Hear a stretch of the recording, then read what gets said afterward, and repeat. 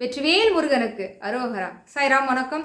நாம தினமும் வேல் வகுப்பிலிருந்து தினம் ஒரு பாடலுக்கான விளக்கம் சொல்லி நம்முடைய எந்த மாதிரியான வேண்டுதலுக்கெல்லாம் இந்த பாடலை தேர்ந்தெடுத்து பாராயணம் செய்யணும் அப்படின்னு பார்த்துட்டு இருக்கோம். அதனுடைய வரிசையில இன்று 6வது பாடலாக சுடற்பருதி ஒளிப்பு நிலவு ஒழுக்குமதி ஒளிப்ப அலை அடக்கு தழல் ஒளிப்ப ஒளி ஒளிப்புறவை வீசும். இந்த பாடல் நம்ம எதற்காக தேர்ந்தெடுத்து பாராயணம் செய்யணும் தெரியுமா? வாழ்வில் இன்பம் பெறுவதற்காக இந்த பாடலை நம்ம தேர்ந்தெடுத்து பாராயணம் செய்யலாம்.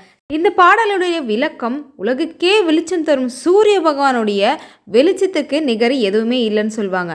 ஆனால் சூரிய பகவான் மற்றும் சந்திர பகவானையும் மிஞ்சும் அளவிற்கு ஒரு சக்தி உண்டு, ஒரு வெளிச்சம் ஒன்று உண்டு அப்படின்னா அது நம்ம ஐயனுடைய வேலானது தான். அக்னியே போய் ஒளிந்து கொள்ளுமா ஐயனுடைய வேலை பார்த்தா. அந்த அளவுக்கு பிரகாசமான ஒளியுடைய ஞான சக்தி எங்கும் பரவும்படி செய்யுமா குகனுடைய வேல். நம்முடைய வாழ்க்கையும் பிரகாசமாகணும், வாழ்க்கையில இன்பம் பெறணும்னு நினைச்சா இந்த பாடலை தேர்ந்தெடுத்து பாராயணம் செய்யுங்க. வேல் வகுப்பில் 6வது பாடல் சுடற்பருதி ஒளிப்பு நில ஒழுக்குமதி ஒளிப்ப ஆலை அடக்கு தழல் ஒளிப்ப ஒளிர் ஒளிப்பிரபை வீசும்.